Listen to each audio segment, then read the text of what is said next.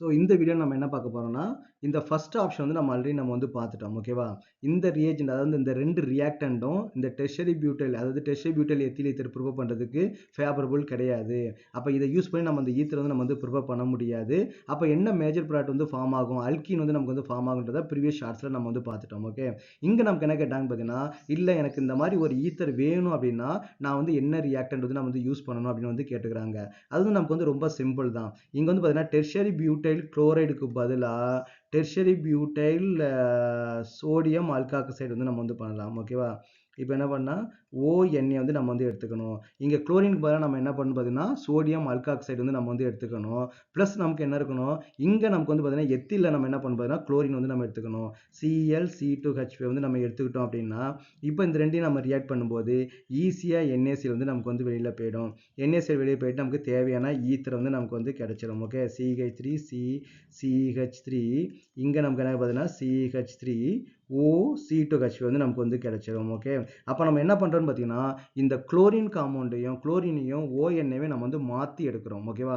அப்ப இந்த கேஸ்ல நமக்கு என்ன ஆகும் பார்த்தீங்கன்னா, குளோரினுக்கு எலக்ட்ரோநெகட்டிவிட்டி வந்து அதிகமா இருக்கிறதுனால குளோரின் வந்து இங்க வந்து வெளியில போகிறதுக்கு வந்து நமக்கு வந்து ட்ரை பண்ணும். ஆனா இந்த கேஸ்ல நமக்கு என்ன ஆகும்னு பார்த்தீங்கன்னா, ஆக்ஸிஜனுக்கு வந்து எலக்ட்ரோநெகட்டிவிட்டி அதிகமா இருந்தாலுமே அதுக்கு தேவையான எலக்ட்ரான்ஸ் எல்லாமே நமக்கு வந்து சோடியம் வந்து கொடுத்துருது. அப்போ அந்த கார்பன் வந்து நமக்கு வந்து டிஸ்டர்ப் பண்றதுக்கு வந்து நமக்கு வந்து பாசிபிலிட்டிஸே கிடையாது. அப்போ இந்த காம்பவுண்ட் வந்து நமக்கு வந்து ஸ்டேபிளா வந்து இருக்கும். அப்ப எப்போ வந்து எத்தில் குளோரைடு வந்து அது மீட் பண்ணுதோ அப்போ சோடியம் குளோரைடு ரியாக்ட் பண்ணி சோடியம் குளோரைடா வெளியே போயிட்டு நமக்கு என்ன ஆகும் பார்த்தீங்கன்னா ஈத்தர் வந்து நமக்கு வந்து ஃபார்ம் ஆயிடும். அப்புறம் இன்னொரு கேஸ் என்னன்னு பார்த்தீங்கன்னா, இங்க நமக்கு என்ன ஆயிடுதுன்னு பார்த்தீங்கன்னா, இது வந்து பார்த்தீங்கன்னா ஆல்கஹாலிக் NaOH நமக்கு வந்து பிஹேவ் பண்ணும். இங்க நமக்கு வந்து ஆல்கஹாலிக் NaOH வந்து நமக்கு வந்து பாசிபிலிட்டிஸே கிடையாது. ஓகே.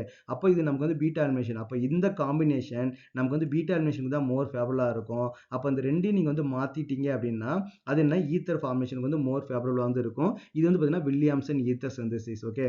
ஈத்தர் வந்து பார்த்தீங்கன்னா நமக்கு எப்பவுமே பார்த்தீங்கன்னா ஒரு சின்ன டாபிக் தான். அதில் நமக்கு இருக்கிறது 3 ரியாக்ஷன் மட்டும் தான் இருக்குது. அந்த 3 ரியாக்ஷன் வெரி இம்பார்ட்டன்ட். அதுலேருந்து எனக்கு நிறைய ரீசனல் கொஸ்டின் வந்து கேட்கறது வந்து பாசிபிலிட்டிஸ் இருக்குது. இதுவும் ஒரு எக்ஸாம்பிள் ரீசனல் கொஸ்டினுக்கு வந்து ஒரு பெஸ்ட் எக்ஸாம்பிள் நம்ம சொல்லலாம்.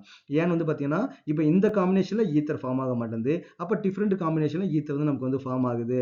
அப்போ அதுக்கான ரீசன் என்னன்னு வந்து கேட்கறது வந்து பாசிபிலிட்டிஸ் வந்து இருக்குது. ஸோ அப்போ வந்து ஈத்தர்ல இருக்கக்கூடிய 3 ரியாக்ஷனும் ரொம்ப இம்பார்ட்டன்ட். அது வந்து நீங்க எல்லாரும் வந்து லேர்ன் பண்ணிக்கங்க. உங்களுக்கு போர்டு எக்ஸாம்லயும் ஒரு கொஸ்டின் கண்டிப்பா அதுலேருந்து வரும். பிளஸ் என்ட்ரன்ஸ் எக்ஸாம்லயும் கண்டிப்பா ஒரு கொஸ்டின் வந்து வரும்.